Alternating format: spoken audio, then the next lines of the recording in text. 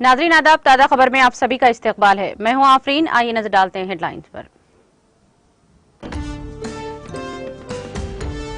Supreme court ने गुजरात के 68 judicial ऑफिसरान की तरक्की पर लगाई रोक। अदालत उज़्मा ने कहा, अफसरान की तरक्की के लिए मेरिट, सीनियरिटी और जांच पड़ताल जरूरी। गर्दाबी तूफान मोचा इंतहाई शदीद गर्दाबी तूफान में तब्दील। 165 किलोमीटर फी घंटे की रफ्तार से हवाएं चलने का इम्कान।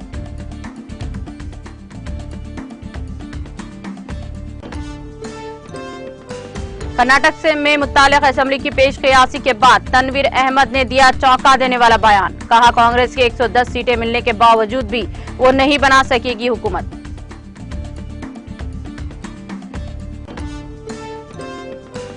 Madhya Pradesh police housing corporation में असिस्टेंट इंजीनियर 7 करोड़ की आसासों की मालिक। सरकारी कॉन्ट्रैक्ट ऑफिसर के मकान की तलाशी के दौरान हुआ इंकशाफ। London stock exchange group Hyderabad में करेगा टैक्स सेंटर कायम। 1000 अफराद को मिलेगा रोजगार। लंदन में वजीर केटीआर की निगरानी में याददाश्त मुफाहिमत पर हुए दस्तखत।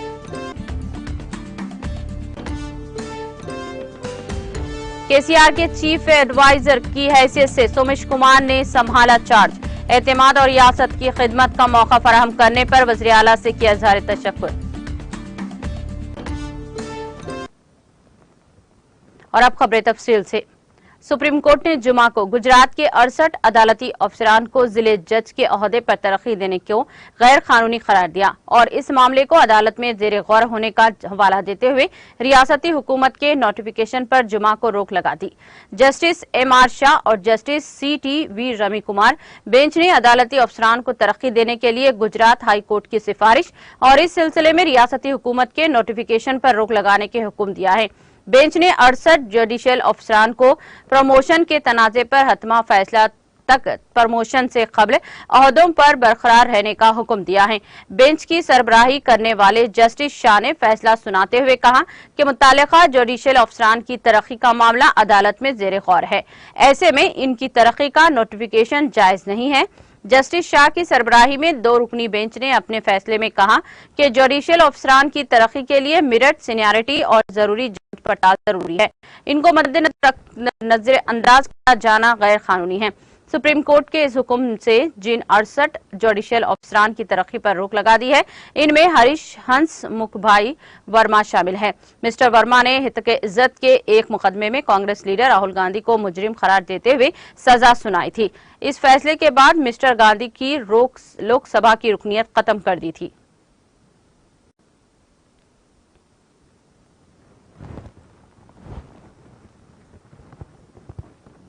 जनूबी मशरकी खलीज बंगाल में फाल शदीद गर्दाबी तूफान मोचा शिद्दत इख्तियार करके इंतहाई शदीद गर्दाबी तूफान में तब्दील हो गया है।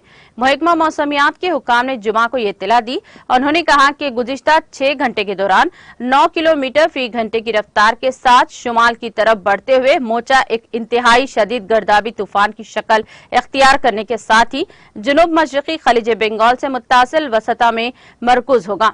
इस वक्त इसका मरकज तकरीबन 520 किलोमीटर मगरिब शुमाल मगरिब कास्का बाजार बांग्लादेश से 110 किलोमीटर जुनूब मगरिब और सतवे म्यांमार से 930 किलोमीटर जुनूब मगरिब में है। महकमा मौसमियात के मुताबिक मशरकी वसता खलीज बंगाल के इलाके में हवा 115-125 किलोमीटर फी घंटे की रफ्तार से 135 किलोमीटर फी घंटे की रफ्तार से चल रही है और 12 मई की शाम से 140-150 किलोमीटर फी घंटे की रफ्तार से बढ़कर 165 किलो फी मीटर के घंटे तक पहुंचने का इम्कान है। मजीद आगे बढ़कर 150 किलोमीटर फी घंटा और 14 मई की सुबह तक 175 किलोमीटर हो जाएगी और इसकी बाद आहिस्ता आहिस्ता कम हो सकती है। गर्दाबी तूफान के 14 मई को शुमाल मशरक की तरफ बढ़ने और मशरकी वसता खलीज बंगाल और जुनूब मशरकी बांग्लादेश के साथ साथ ही शुमाली म्यांमार के साहिलों के साथ मजीद शिद्दत इख्तियार करने का इम्कान है। महकमा मौसमियात के हुक्काम ने माहीगिरों और सयाहों को साहिल की तरफ जाने से गुरेज करने का मशवरा दिया। IMD भुवनेश्वर के साइंसदान उमा शंकर दास ने मीडिया को इस ज़िम्न में तमाम तफसीलात बताई है। जेडीएस के सीनियर लीडर तनवीर अहमद ने कर्नाटक में मुताल्लिक़ असेंबली के पेश नज़र भारतीय जनता पार्टी बीजेपी के साथ इंतखाबात के बाद मुमकिना इत्तेहाद का इशारा देते हुए कहा कि रियासती असेंबली इंतखाबात में कांग्रेस को 110 सीटें मिलने के बाद भी वो हुकूमत नहीं बना पाएगी। जेडीएस लीडर का यह तबसरा कर्नाटक इंतखाबात से मुताल्लिक़ मैंडेट को जाहिर करने वाले एग्जिट पोल्स के तनाजुर में आया है। एक अंग्रेजी न्यूज चैनल के प्राइम टाइम मुबाहिसे में मिस्टर अहमद ने कहा, मैं इस बात का आदा करना चाहूंगा कि कोई भी पार्टी खासकर कांग्रेस हुकूमत नहीं बना सकती। मैं चैलेंज करता हूं कि अगर कांग्रेस को 110 सीटें भी मिल जाएं तो वो हुकूमत नहीं बना सकेगी। उन्होंने कहा कि इनकी पार्टी का इंतखाबात के बाद इत्तेहाद पर फैसला पहले ही किया जा चुका है और इसका ऐलान सही वक्त पर अवाम के सामने किया जाएगा। उन्होंने दावा किया कि कांग्रेस और बीजेपी दोनों ने मखलूता हुकूमत बनाने के लिए इनकी पार्टी से रुजू करने की कोशिश की है, क्योंकि ज्यादातर एग्जिट पोल्स ने जेडीएस को 20-25 सीटें जीतने की पेशगोई की है। उन्होंने कहा कि जेडीएस के बगैर कोई भी पार्टी अक्सरियती हुकूमत नहीं बना सकती और इनकी पार्टी के पास कौमी पार्टियों की तरह वसाइल और जराए नहीं है, लेकिन रियासत में अगली हुकूमत का हिस्सा बनना यकीनी है। दरअसल साबिक वज़ीर आला BS येदियुरप्पा और दीगर बीजेपी रहनुमाओं ने इंतखाबात के बाद जेडीएस के साथ इत्तेहाद करने पर यही कहते हुए कोई गौर करने से इनकार किया कि वो इनकी पार्टी इंतखाबात में अक्सरियत के साथ जीत हासिल करेगी।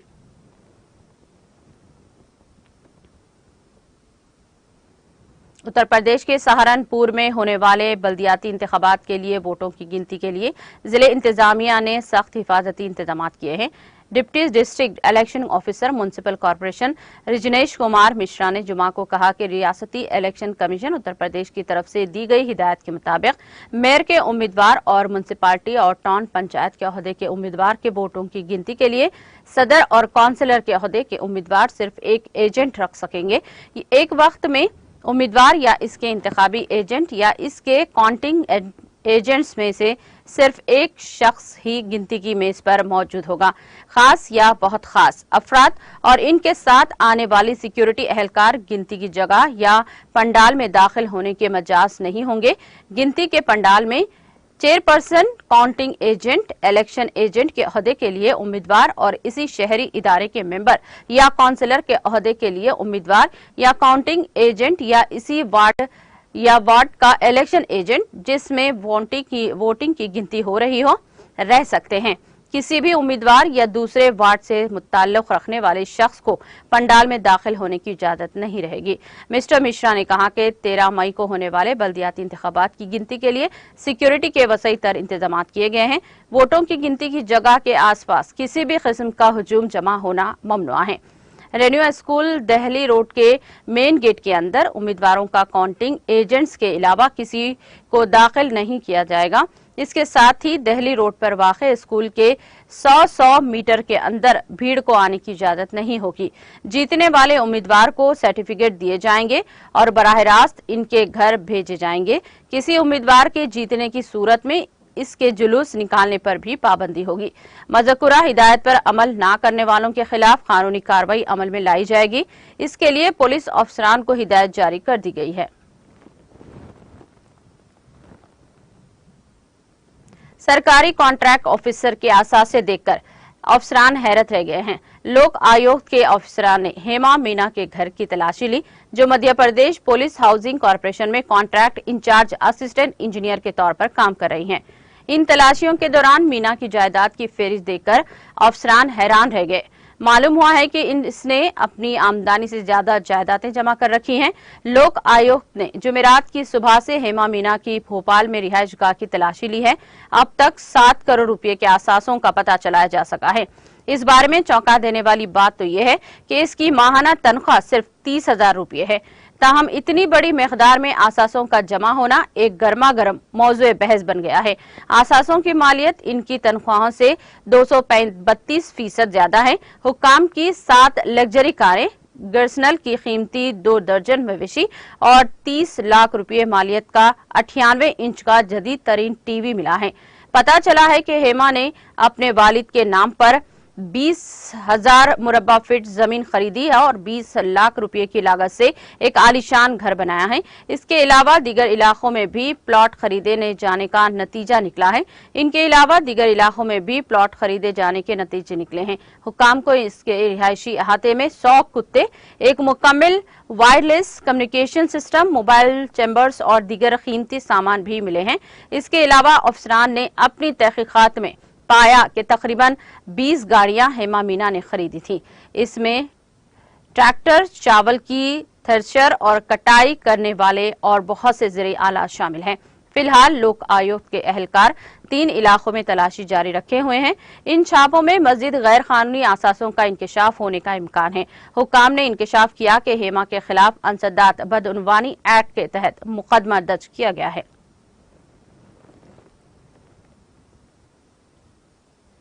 जापान की राजधानी टोक्यो के करीब वाक़े चीबा सूबे में जुमेरात की सुबह आए 5.2 शिद्दत के जल्जले में 8 अफराद जख्मी हो गए हैं। ये इत्तला जापानी नशरियाती इदारे NH के मुताबिक रिपोर्ट में दी गई है। इत्तलात के मुताबिक जल्जला जुमेरात की मुकामी वक्त के मुताबिक सुबह 4:16 पर पेश आया। जल्जले का मरकज 40 किलोमीटर 25 मील की गहराई में था। इस हवाले से सुनामी की कोई वार्निंग जारी नहीं की गई है। जल्जले के बायस ट्रेनों की आमदोरफ्त को आर्जी तौर पर मुअत्तल कर दिया गया और इमारतों की लिफ्टें बंद कर दी गई थी। तेलंगाना में बैंकिंग, मालियाती खिदमात और बीमा के शोबे को एक बड़े फरोग में London stock exchange group PLC LSEG ने हैदराबाद में टेक्नोलॉजी सेंटर ऑफ एक्सेलेंस कायम करने के लिए अपने फैसले का ऐलान किया है, जिससे तकरीबन 1000 लोगों के लिए रोजगार पैदा होगा।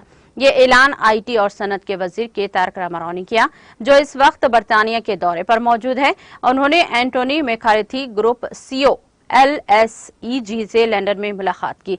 वजीर KTR के सरकारी ट्विटर हैंडल पर एक बयान के मुताबिक तेलंगाना हुकूमत और LSEG के दरमियान मुफाहिमत की एक याददाश्त पर दस्तखत किए गए हैं। MOU Brajesh Ranjan, principal secretary IT और सनत, और मैकार्थी ने दस्तखत किए हैं। लंदन स्टॉक एक्सचेंज ग्रुप आलमी मालियाती मंडियों के बुनियादी ढांचे और डेटा फराहम करने वाला एक सरकर्दा इदारा है, जिसकी तारीख 300 साल पुरानी है। LSEG की आलमी सतह पर मौजूदगी है, जो दुनिया भर में 70 ममालिक में काम कर रही है और 190 ममालिक में सारिफिन की खिदमत कर रही है। E Vishnuvardhan Reddy, special secretary सरमाकारी के फरोख, और NRI उमर A Amarnath Reddy, chief information officer IT&C department में भी मौजूद थे।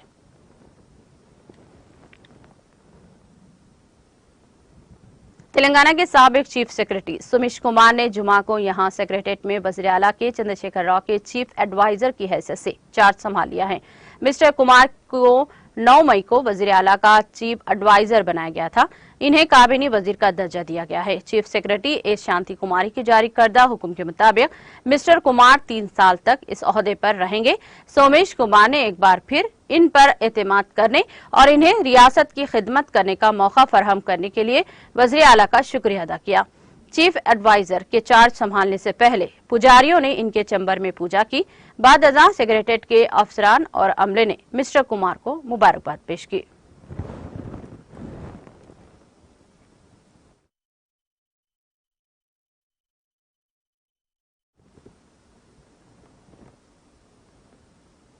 इख्तिताम से कबल एक नजर हेडलाइंस पर।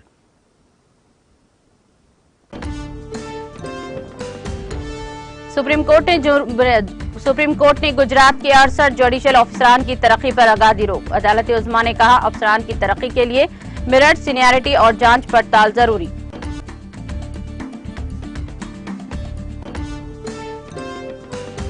गर्दाबी तूफान मोचा इंतहाई शदीद गर्दाबी तूफान में तब्दील। 165 किलोमीटर फी घंटे की रफ्तार से हवाएं चलने का इम्कान।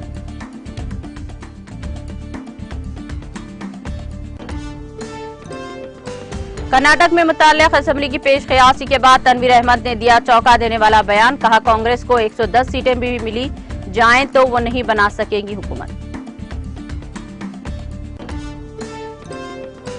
Madhya Pradesh police housing corporation में असिस्टेंट इंजीनियर 7 करोड़ के आसासों की मालिक। सरकारी कॉन्ट्रैक्ट ऑफिसर के मकान की तलाशी के दौरान हुआ इंकशाफ।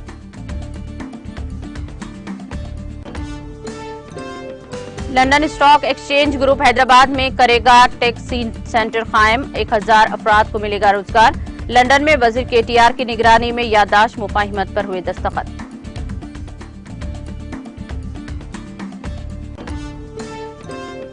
और केसीआर के चीफ एडवाइजर की हैसियत से सोमेश कुमार ने संभाला चार्ज। एतमाद और रियासत की खिदमत का मौका फराहम करने पर वज़ीर आला से किया इजहार तशक्कुर।